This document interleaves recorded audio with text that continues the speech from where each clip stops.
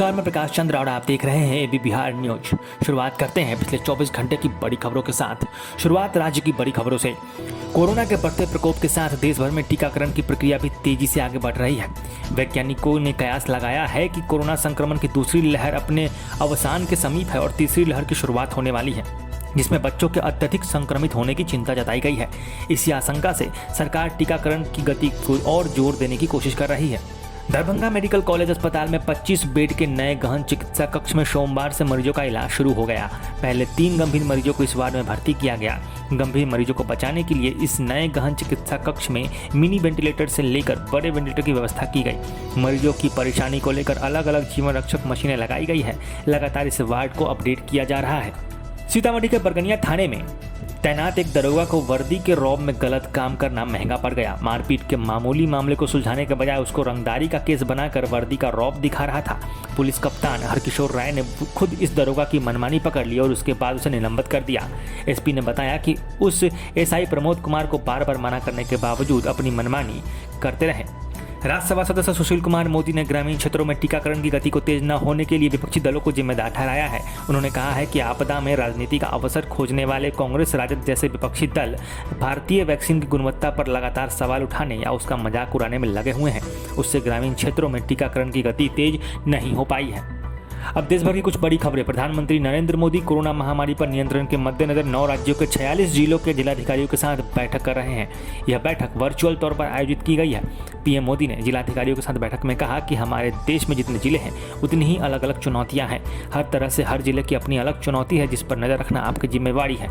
2 दिन तक तबाही मचाने के बाद चक्रवाती तूफान टाकते अब कमजोर पड़ने लगा है। बीते 2 दिनों में यह तूफान केरल, कर्नाटक, गोवा और महाराष्ट्र में काफी तांडव मचा चुका है। इसके बाद कल देर रात यह गुजरात के तट से टकराया। इस दौरान 185 किलोमीटर से लेकर 190 किलोमीटर प्रति घंटे की रफ्तार से हवाएं चली। इस तूफान के कारण देश के विभिन्न हिस्सों में 16 लोगों की मौत हो गई।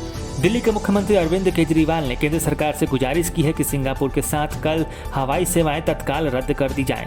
इसके पीछे सीएम अरविंद केजरीवाल ने तर्क दिया है कि सिंगापुर में आया कोरोना का नया रूप बच्चों को बेहद खतरनाक रूप से प्रभावित कर सकता है। सिंगापुर और भारत के बीच हवाई यात्राएं चालू रही तो ऐसे में भारत में भी ये कोरोना वायरस का नया वेरिएंट तीसरी लहर के रूप में आ सकता है।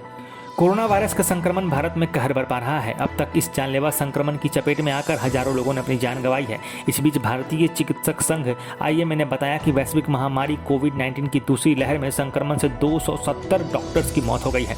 इस सूची में आईएमए के पूर्व अध्यक्ष डॉक्टर के अग्रवाल का भी नाम शामिल है। उनकी संक्रमण से सोमवार को मौत हो गई। अब एक नजर दुनिया की बड़ी खबरों पर। अमेरिका के राष्ट्रपति जो बाइडेन, उनकी पत्नी जिल और उपराष्ट्रपति कमला हैरिस व उनके पति डगलस ने 2020 में अपनी आमदनी के रिटर्न घोषित कर दिए हैं। रिटर्न के मुताबिक कमला हैरिस जोन बाइडेन की आमदनी से 2.5 गुना ज़्यादा कमाती है। बाइडेन की जितनी आमदनी है उससे ज़्यादा वो टैक्स देती है।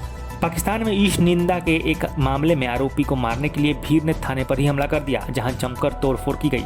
पुलिस और आरोपी को जान बचाकर मुश्किल से भागना पड़ा। भीड़ के हाथों लाठी, डंडों और लोहे की सरिया के साथ हथियार भी थे। ये सभी आरोपी की हत्या कर दंड देना चाहते थे। ये थी पिछले 24 घंटे की बड़ी खबरें। ऐसी ताज़ा तरीन खबरों से जुड़े रहने के लिए हमारे YouTube channel AB Bihar news को जरूर सब्सक्राइब करें। साथ ही इस वीडियो को लाइक और शेयर जरूर करें। आप अपने सुझाव हमें कमेंट में बता सकते हैं।